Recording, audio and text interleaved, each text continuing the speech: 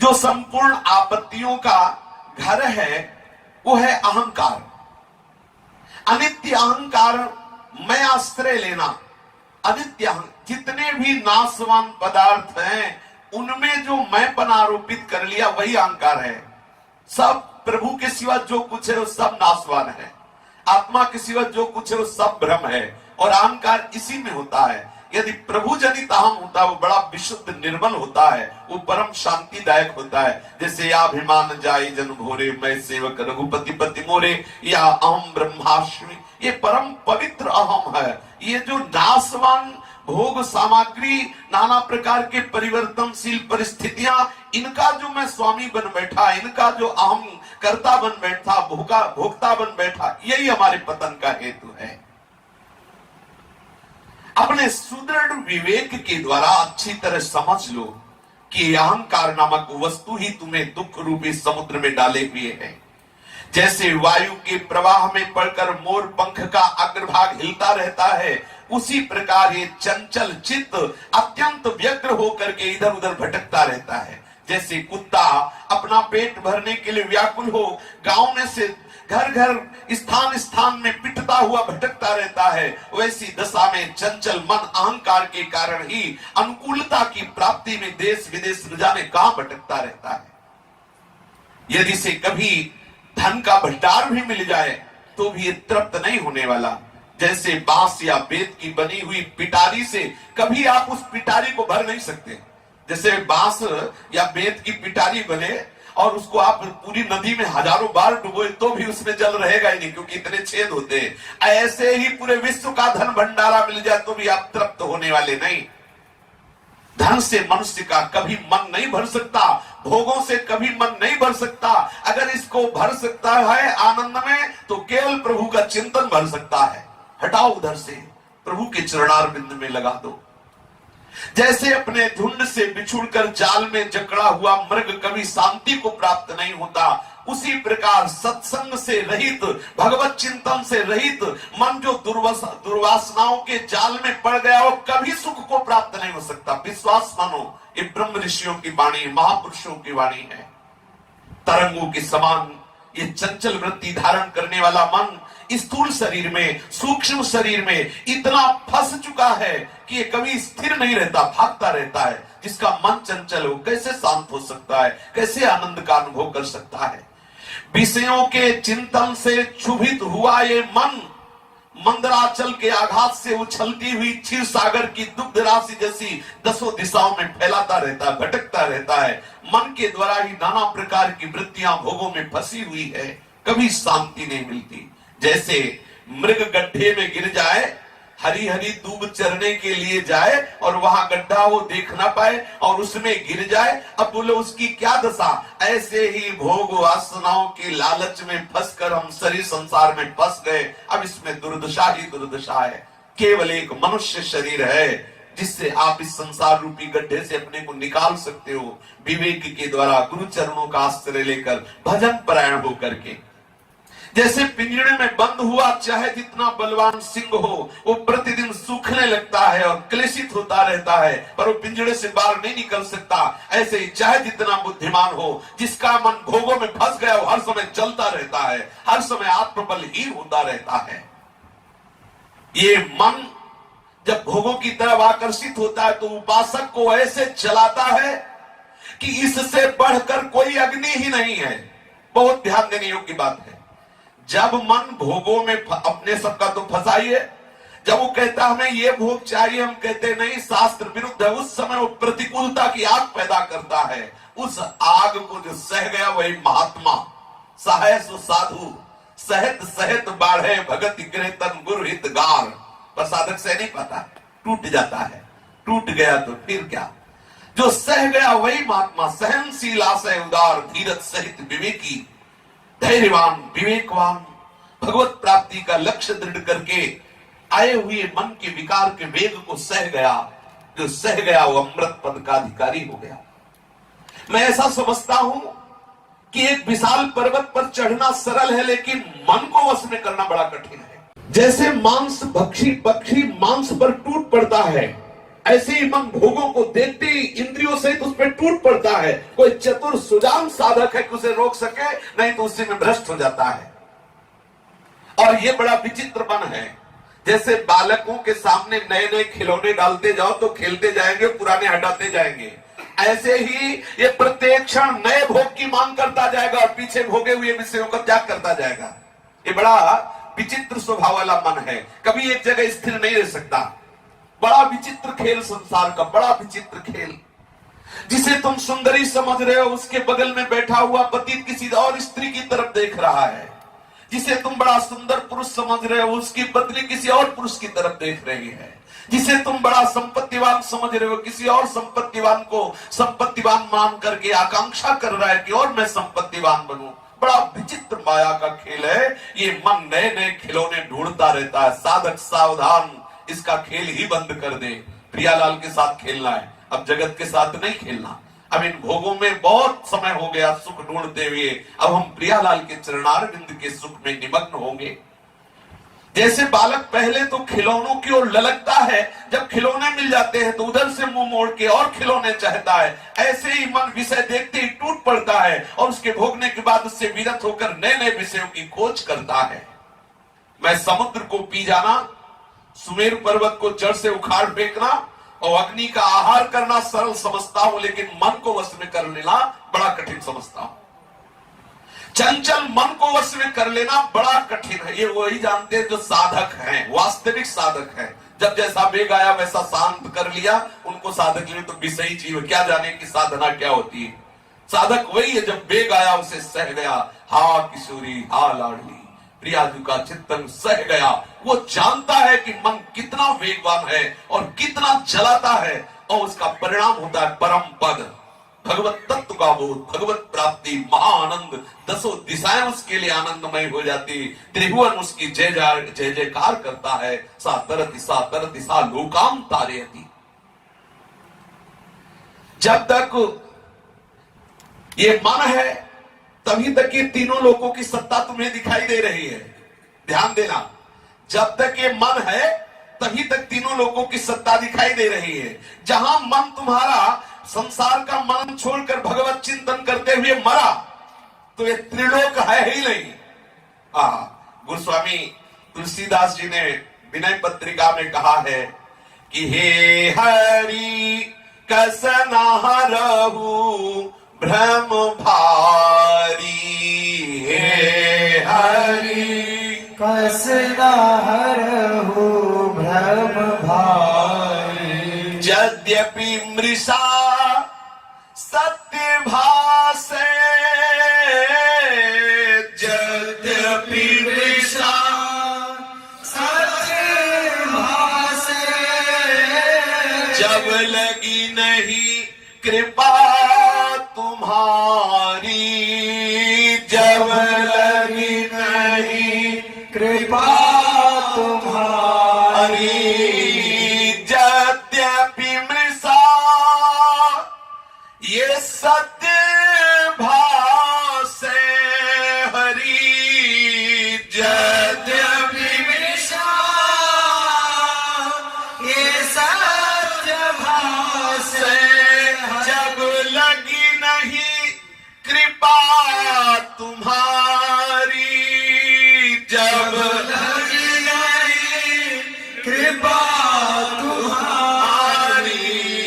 हे हरि कस नहरहु भ्रम भारी, हे हरि कस नहरहु भ्रम भारी। हे प्राण प्यारे हरि, मेरे संसार को सत्य और सुख रूप मानने के भारी भ्रम को आप दूर कर दीजिए। आप क्यों नहीं दूर करते? ये संसार झूठा है, असत है, लाखों बार सुना है, पर जब तक आपकी कृपा नहीं होगी तब तक ये झूठा संसार सत्य सा भासता रहेगा। तो अपने लोग कह रहे हैं कि हमारे ऊपर प्रभु की कृपा है, आप कह सकते कि नहीं है?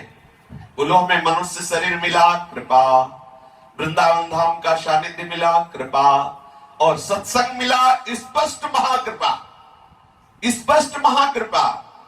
बड़े भाग पाइब सत्संगा, बिना ही प्रयास होय भव भंगा। जब भगवान की कृपा होती है तो संसार चक्र के नाश करने वाले सत्संग का हमें अनुभव कराया जाता है, हमें समागम कराया जाता है, हमें सत्संग की प्राप्ति कराई जाती है। अंदर से सत्संग अनुभव कराता है, बाहर से संत समागम सत्संग के द्वारा हमारे हृदय में जो विविध प्रकार के बाहरी चिंतन है उनको नष्ट करने की सामर्थ्य देते हैं। बिनु सत्संग विवेक न होई, राम कृपा बिनु सुलभ न सोई। यदि हमें साधु समागम प्राप्त है तो अब ऐसा मत कहना कि हमारे ऊपर प्रभु की कृपा नहीं। प्रभु की कृपा है, थोड़ा आप अपनी कृपा कर लो। जो सत्संग में आप सुन रहे हैं उसका मनन करके गलत दिशा को जाना बंद कर, बहुत कम समय है। सच्ची मानिए, आपका शरीर स्वस्थ है इसलिए आप प्रमाद में हैं। यदि भगवान की कृपा से कैंसर हो जाए तो बात बहुत जल्दी समझ में आ जाए। सही कहते हैं। जब ये पता चलता है ना कि शरीर छूटने वाला है, ये शरीर प्रतिक्षण महान कष्ट देने वाला है, तो अपने आप मनीराम तैयार हो जाते हैं कि आप हमको इस दुख से बचा लो, जो उपाय बताओ। बोले राधे राधे जपो, तो राधे राधे राधे राधे राधे, रात में उठ के राधे राधे राधे राधे। कैसे ही कृपा हो जाए कि शरीर के दुख से बच जाऊं। वो महान भाग्यशाली हैं जो इस शरीर के बंधन से मुक्त होना चाहते हैं। वो महान भाग्यशाली हैं जो संसार के भोगों के आकर्षण से बचना चाहते हैं। पहले सत्संग में सुनते थे कि असाध्य रोग भगवान की कृपा होती, तो हमें लगता था असाध्य रोग भगवान की कैसे कृपा होती। अब समझ में आता है कि बहुत कृपा होती। एक मिनट के लिए चैन नहीं लेता मन, अब मन ये भोगों की तरफ ले जाता। अब मन हमसे भजन करवाता है, भजन करो पता नहीं कब शरीर छूट जाए। एक सेकंड के लिए भी चूक मत करना, ये जन्म बिगड़ न जाए। हम बोले भगवान बड़ी कृपा होगी। ये बेईमान मन अब भोगों की तरफ न जाके आपकी तरफ भाग रहा है। ये असाध्य रोग भजन कराने का बहुत बड़ा कृपा प्रसाद है। ये विपत्तियां, ये प्रतिकूलता भगवत प्राप्ति कराने के लिए बहुत बड़ा खंभ है, जिससे मन को भागने नहीं देंगे। हम अपने अनुभव की बात कह रहे हैं। बड़ी कृपा उनके ऊपर है जिनका लक्ष्य बन गया है शरीर से मुक्त होना, संसार के भोगों से बच जाना, प्रियालाल की प्राप्ति करना। बड़े भाग्यशाली हैं, अहोभाग्य है। नहीं तो 2-4 माला चलाए वही संसार के राग में घूम रहे। आश्चर्य होता है, 50-50 वर्ष हो गए वही गंदी बातें, वही संसारिक बातें, वही राग द्वेष, वही भोग वासना। आग लगे ऐसी भक्ति में जो इतना समय लगने के बाद भी प्रभु प्यारे नहीं लगे। संसार में भोग अच्छा लग रहा है, कैसी साधना, कैसी। यही तो हम अंधविश्वास पर बिल्कुल विश्वास नहीं करते। वही सच्ची भक्ति है जो जगत से वैराग्य कराकर भगवान में अनुराग करा दे, सारे संसार में भगवान का दर्शन करा दे, हमारे अंदर किसी भी विकार का कोई प्रभाव ना पड़े। यही भक्ति का चमत्कार है। नहीं, हम नहीं मानते। अगर भोग सामग्री, अनुकूलता, प्रणाम, नमस्कार ये तो माया है, भक्ति कहां हो सकती है। बड़ा यश हो रहा, बहुत प्रणाम बढ़ रहा, खूब रुपया पैसा आ रहा, खूब भोग सामग्री आ रही और इसमें हमारा मन लग रहा है, ये अकृपा है, ये माया है, ये अविद्या है। सबसे मन हट करके एकमात्र प्रियालाल में लगा रहे, दूसरा कोई ध्यान स्वप्न में भी ना आवे तो माने हमारे ऊपर भक्ति का रंग चढ़ रहा है। हे हरि, यद्यपि मैंने बहुत बार सुना है, बहुत बार समझा है, यद्यपि मृषा, लेकिन सत्य भाषा है। लेकिन संसार सत्य लग रहा है। जब लगी नहीं कृपा तुम्हारी नाथ, जब तक आपकी कृपा नहीं तब तक ये भ्रम बना ही रहेगा। अर्थ अविद्य मान जानिया, अर्थ अविद्य मान जानिया, संस्कृति नहीं जाई गोसाई, संस्कृति नहीं जाई गोसाई, बिन बांधे निज हठ सठ पर बस, बिन बांधे निज हठ सठ पर बस, पर्यो कीर की नाई, पर्यो कीर की नाई।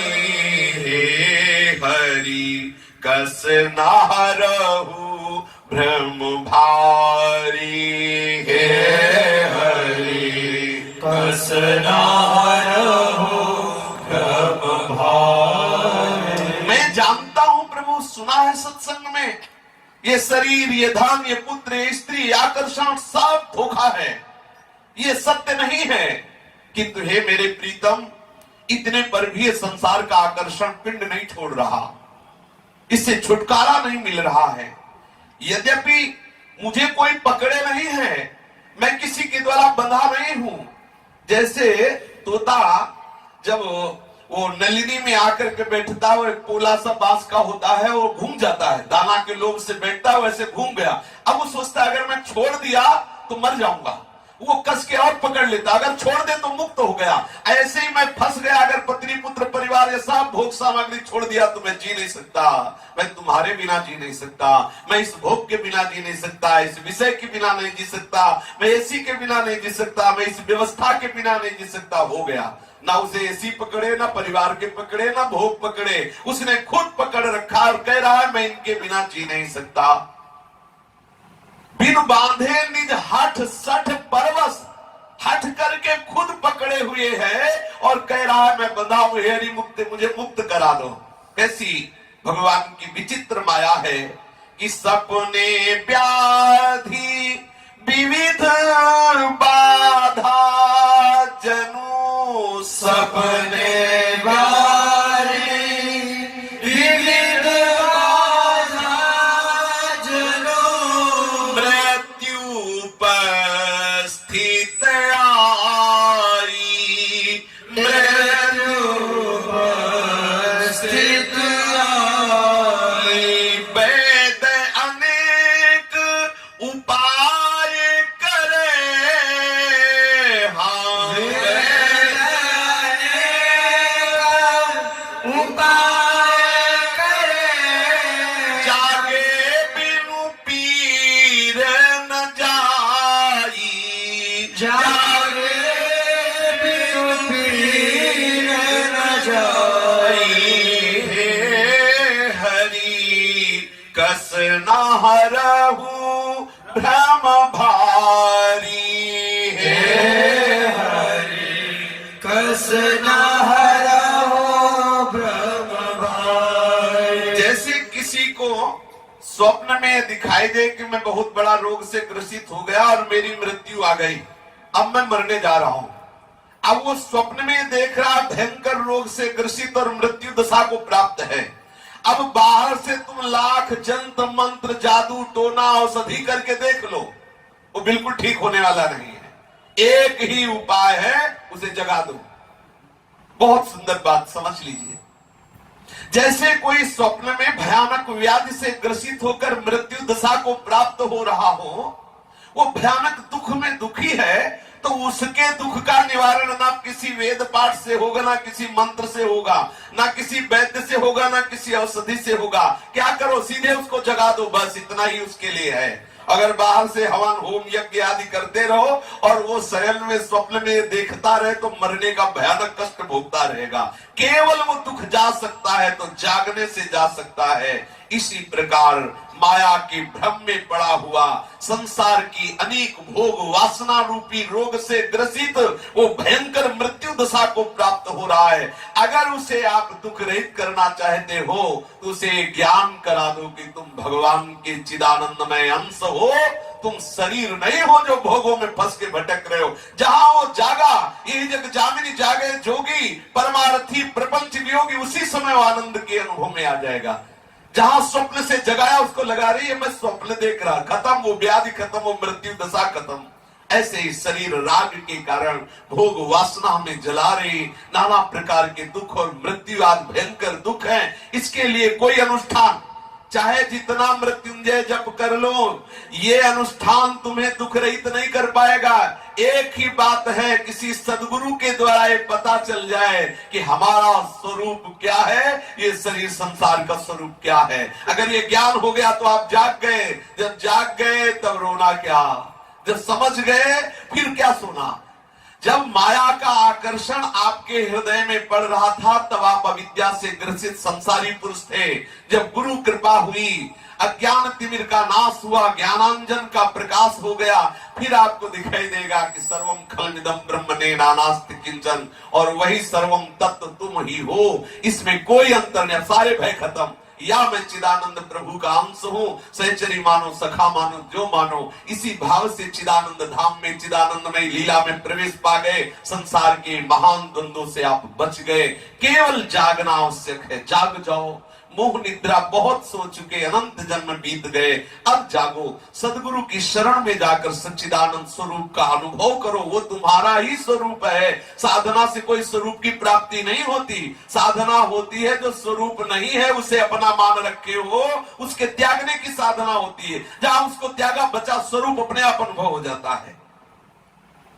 श्रुति गुरु साधु समृति सम्मत यह, श्रुति गुरु साधु समृति सम्मत दृश्य असत दुखकारी,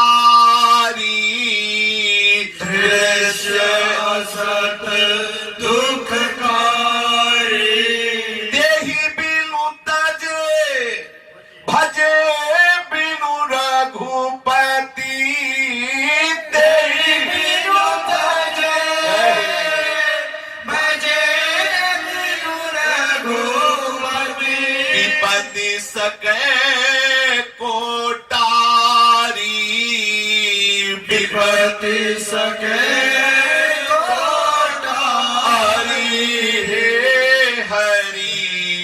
कस न हरहु भ्रम भारी, हे हरि कस न हरहु भ्रम भारी। श्रुति गुरु साधु समृद्धि सम्मत यह दृश्य असत दुखकारी। वेद कह रहे हैं, गुरुदेव भगवान कह रहे हैं, संत भगवान कह रहे हैं, स्मृतियां एक स्वर से सब कह रही कि जितना जगत है ये दुखमय। स्वयं भगवान कह रहे दुखालयम शाश्वतम। इतनी बुद्धि मलिन हो गई, भगवान के वचनों पर विश्वास नहीं, और हम संसार में सुख खोज रहे हैं। जो संसार को बनाने वाले, संसार के मालिक हैं, वो कह रहे दुखालयम, और हम कह रहे नहीं हमें बड़ा सुख मिल रहा है। इसलिए मंद बुद्धि हो गई। वेद, गुरु, संत, भगवान, स्मृतियां सब एक स्वर में कह रहे ये संसार दुखालय है। जितना दृश्यमान जगत है असत है, काल्पनिक है। इसकी तुमने जो सत्ता मान रखी वो महा दुख रूप है। जब तक इस संसार से वैराग्य करके प्रभु का भजन नहीं करोगे, तब तक किसी की सामर्थ्य नहीं कि तुम्हें इस विपत्तियों से बचा ले। स्पष्ट समझ लो, मत फंसना। ये झूठे प्रलोभन, झूठे तंत्र मंत्र में, झूठे दिखावे में मत फंसना। जब तक संसार से वैराग्य नहीं, प्रभु के चरणों का भजन नहीं, तब तक तुम्हें कोई नहीं बचा सकता। घूम घूम के इसी संसार रूपी भंवर में बार बार जन्मोगे, मरोगे, नाना प्रकार के दुख और विपत्तियां भोगोगे। ये जो अपना मान रहे हो कि परिवार वाले मेरे हैं, संपत्ति है, मेरा व्यवहार है, मेरी पद प्रतिष्ठा, स्वप्न में हो, स्वप्न में सावधान हो जाओ, जग जाओ तो एकमात्र प्रभु के सिवा कोई नहीं है। ये स्वाप्निक जगत तुम्हें भ्रमित करके फंसाने वाला है। जितनी आयु मिली केवल उसके नष्ट करने के लिए इस माया ने जाल बिछा रखा है। बहु उपाय संसार तरन कहां, बहु उपाय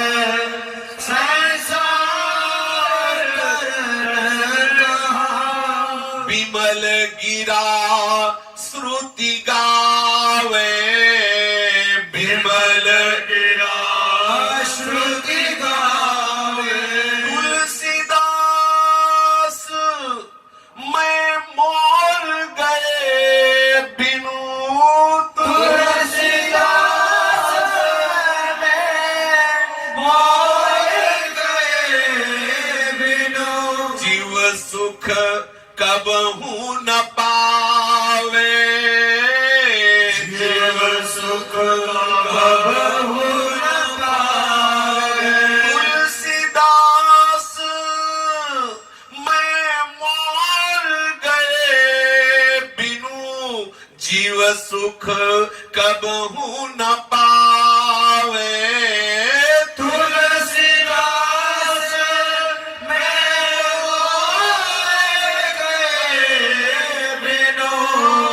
जीव सुख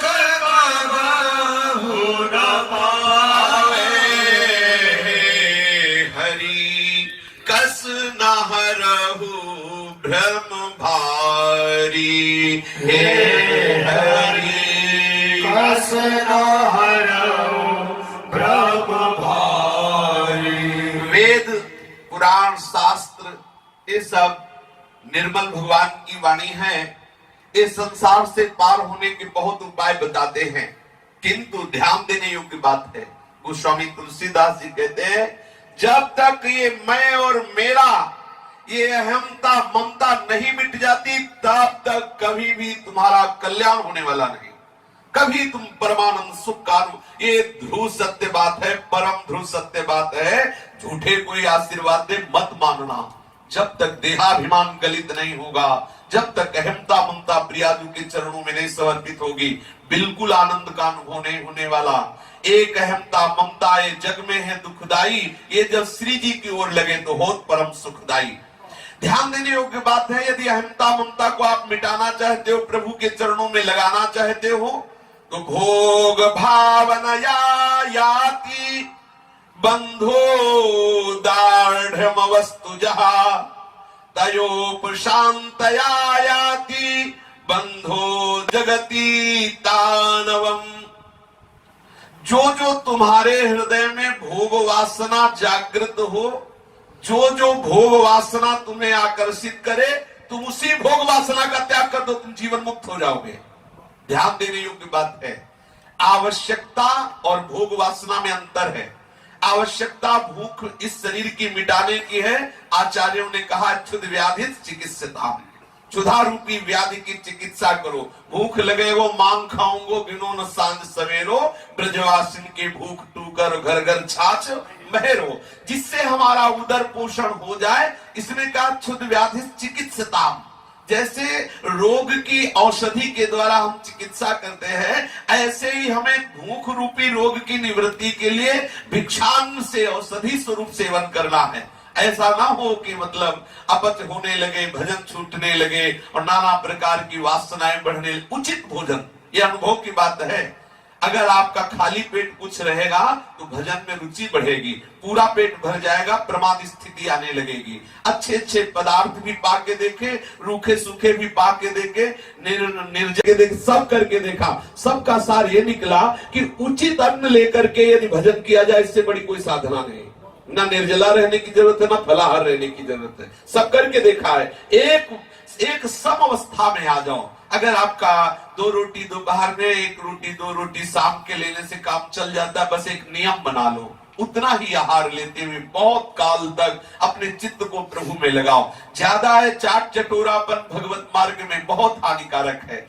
उदर पोषण के लिए भिक्षान्न या जो सदगृहस्थ जन है, सद कमाई के द्वारा कमाया हुआ सात्विकम और साधारण वस्त्र जो अपनी दिनचर्या में अति आवश्यक है, वो प्रभु सबको दे रहे हैं। बिल्कुल पक्का ये विश्वास है, पूरा जीवन हो गया। जितनी अति आवश्यक वस्तुएं थी, कभी घाटा नहीं पड़ा। कभी ऐसा नहीं हुआ कि अब वस्त्र नहीं है, कभी ऐसा नहीं हुआ कि प्राण निकलने वाले, जल कैसे मिले, पानी कैसे, ऐसा नहीं। जब जहां अति आवश्यक हुआ, प्रभु ने वो दे दिया। और भोगों की वासना जो है, उसके त्याग की बात कही गई है। जो जो भोग वासना आपके हृदय में प्रकट हो, भोग भावना याति बंधो दार्ढ़ वस्तु जहा। यदि आप भोग भावना से युक्त हो रहे हैं, जो जो इच्छा हो रही वो भोग रहे हैं, तो संसार में सत्य भाव हो रहा, आपका बंधन दृढ़ हो रहा है। यदि जो भोग वासना आवे, भगवत चरणों का बल लेकर उसी का त्याग कर दो, तो आप जीवन मुक्त महात्मा हो गए। जिसको भगवत प्राप्ति हो जाती है, उसके मन का अवश्य लक्षण हो जाता है कि त्रिभुवन का कोई भी भोग उसे रुचिकर नहीं जान पड़ता। ये लक्षण है। कोई भी भोग उसे रुचिकर नहीं, कोई भी भोग उसके हृदय को आकर्षित नहीं कर सकता जिसे भगवत प्राप्ति हो गई। कोई भी भोग, भगवत प्राप्ति की योग्यता आने के पहले ही स्थिति आ जाती है। ब्रह्मादि के भोग सब विष सम लागता ही, नारायण ब्रज चंद की लगन लगी है जाए। वो विष के समान संसार के भोग लगने लगते हैं।